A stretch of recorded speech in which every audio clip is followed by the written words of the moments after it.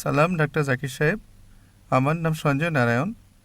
আমি অন্ধ্রপ্রদেশে অ্যামিনিওর কর্নুল ডিস্ট্রিক্ট থেকে এসেছি। আমি গ্র্যাজুয়েশন শেষ করেছি। আলহামদুলিল্লাহ, আমি আল্লাহর হেদায়েতে ইসলাম ধর্ম গ্রহণ করেছি, কিন্তু আমার পিতামাতা এটা মেনে নেননি। আলহামদুলিল্লাহ, আমার দাদা মেনে নিয়েছেন। হিন্দু তারা শুধু এক ঈশ্বরে বিশ্বাস করেন। আমি জানতে চাই শয়তান প্রসঙ্গে।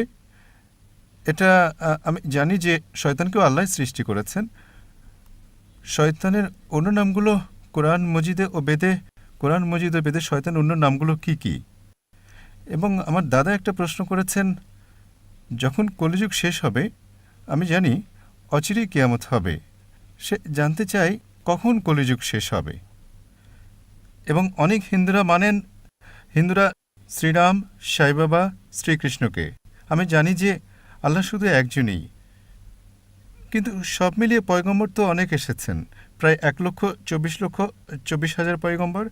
শ্রীকৃষ্ণ, শ্রীরাম, সাই বাবা, তারা কি পয়গম্বর ছিলেন? এবং আমার আরেকটি প্রশ্ন হচ্ছে, বর্তমানে কর্নলে এবং চেন্নাইতেও কিছু মানুষ বিশ্বাস করে কালকি পাওয়ান, আমা পাওয়ানকে। আপনার কাছে কি তাদের সম্পর্কে কোনো তথ্য আছে? ভাই, আপনি প্রশ্ন করলেন। আলহামদুলিল্লাহ, ইসলাম কবুল করেছেন। আল্লাহ সুবহানাহু ওয়া তাআলা আপনাকে ভালো রাখুন এবং আপনার চেষ্টাকে কবুল করে নিন। আপনার প্রশ্ন হচ্ছে যে শয়তান আছে, এই শয়তান কি ইসলাম ছাড়া হিন্দু ধর্মেও আছে এবং তার নামগুলো কি? দ্বিতীয় প্রশ্ন হচ্ছে কলিযুগ কি এসে গেছে? তৃতীয় প্রশ্ন, আমরা শ্রীকৃষ্ণ শ্রীরামকে পয়গম্বর ভাবতে পারি কি না? এবং চতুর্থ প্রশ্ন হচ্ছে কল্কি অবতার প্রসঙ্গে। প্রথম প্রশ্ন, শয়তানের নাম কি?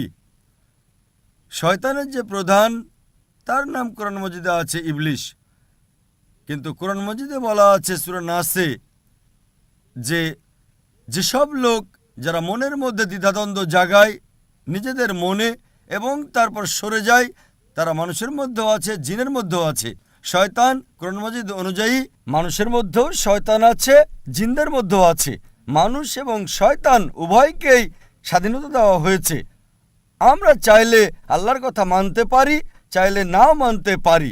যে লোক স্বাধীনতা পাওয়ার পরও আল্লাহ সুবহানাহু ওয়া তাআলার আদেশ পালন করে, তাদের মর্যাদা ফেরেশতাদের উপরে। যে আল্লাহ তাআলার বিরুদ্ধাচরণ করে তাকে বলা হয় শয়তান। সুতরাং শয়তান মানুষের মধ্যেও আছে এবং জিনদের মধ্যেও আছে। আর এই প্রসঙ্গে বিভিন্ন ধর্মগ্রন্থ বলা হয়েছে শয়তান বা ডেভিল, ইংরেজিতে বলা হয় ডেভিল, বাইবেলে তার নাম হচ্ছে ডেভিল। একইভাবে হিন্দু ধর্ম সহ অন্যান্য ধর্মগ্রন্থেও লেখা আছে শয়তান, এবং পার্সি ধর্মের গ্রন্থে এহেরমান। তাই সব ধর্মে একটা শয়তানি শক্তি আছে। তাকে শয়তান বলেন, ডেভিল বলেন বা ইবলিশ বলেন। আপনার দ্বিতীয় প্রশ্ন হচ্ছে কলিযুগ সেটা কি এসে গেছে? আর তৃতীয় প্রশ্ন যে আমরা শ্রীকৃষ্ণ শ্রীরামকে পয়গম্বর ভাবতে পারি কি না। মুহাম্মদ সাল্লাল্লাহু আলাইহি ওয়াসাল্লাম বলেছেন, সহিহ হাদিস মিশকাত আল নিসাবি অধ্যায় নম্বর 3 হাদিস নম্বর 5373, যার উল্লেখ আছে মুসনাদ আহমদ অধ্যায় নম্বর 5 পৃষ্ঠা নম্বর 265 ও 266-তে। আল্লাহ রাসূল বলেছেন যে আল্লাহ সুবহানাহু ওয়া তাআলা এই পৃথিবীতে 1,24,000 পয়গম্বর পাঠিয়েছেন, কিন্তু নামসহ কোরআন মাজিদে শুধু 25 জনের কথা আছে।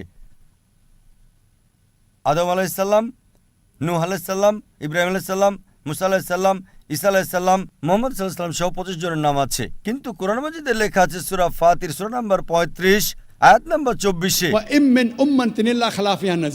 এমন কোন উম্মত ছিল না যার কাছে আল্লাহ সুবহানাহু ওয়া তাআলা সতর্ককারী পাঠাননি।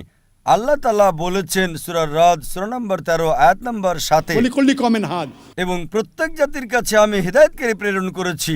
নাম শুধু 25 জনের উল্লেখ আছে। আল্লাহর রাসূল বলেছেন 1,24,000 পয়গম্বর।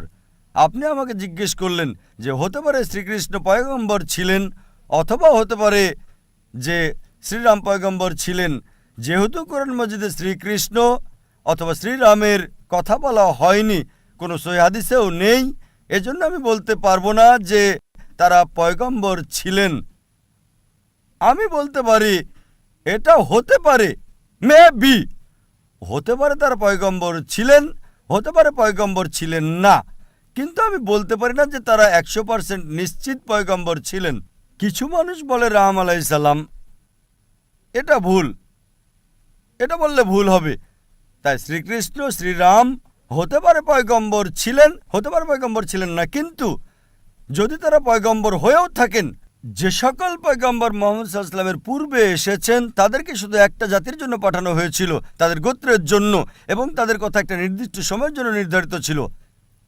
এই জন্য আজ আপনি ইন্ডিয়াতে বসবাস করেন, অথবা আমেরিকায়, অথবা ইউকেতে, অথবা সৌদি আরবে, বর্তমানে শেষ পয়গম্বর যা কোরআনে লেখা আছে সূরা আম্বিয়া সূরা নম্বর 21 আয়াত নম্বর 107, वमा अरसलनाका इल्ला रहमतुल आलमीन। আমি মুহাম্মদ সাল্লাল্লাহু আলাইহি ওয়াসাল্লামকে পাঠিয়েছি কিন্তু শুধু রহমত হিসেবে সমগ্র সৃষ্টির জন্য, সমগ্র মানবজাতির জন্য, সমগ্র পৃথিবীর জন্য। যেহেতু মুহাম্মদ সাল্লাল্লাহু আলাইহি ওয়াসাল্লাম ছিলেন শেষ পয়গম্বর, তাকে শুধুমাত্র মুসলমান বা আরবদের জন্যই পাঠানো হয়নি, তাকে পাঠানো হয়েছিল সমগ্র মানবজাতির জন্য।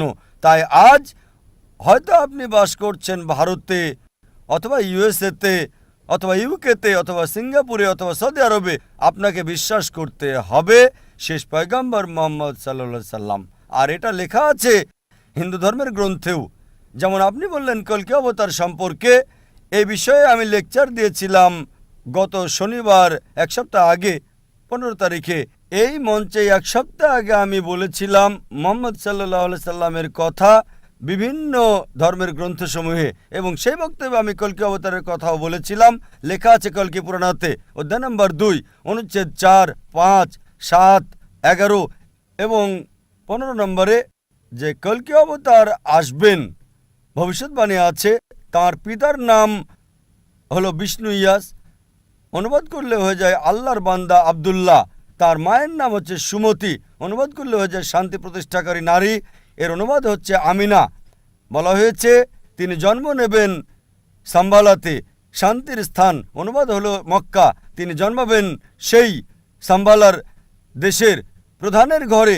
আমরা জানি মুহাম্মদ সাল্লাল্লাহু আলাইহি ওয়াসাল্লাম কুরাইশ বংশে জন্মগ্রহণ করেছেন। এইভাবে আমি বিস্তারিত বর্ণনা করেছিলাম এক সপ্তাহ আগে। কল্কি অবতার, এই কল্কি অবতার হলেন শেষ পয়গম্বর মুহাম্মদ সাল্লাল্লাহু আলাইহি ওয়াসাল্লাম। আপনি এই বিষয়টা আপনার পিতাকে জানাতে পারেন, এবং ইনশাল্লাহ আমি দোয়া করব আপনার পিতা যেন হেদায়েত হন। আসসালামু আলাইকুম।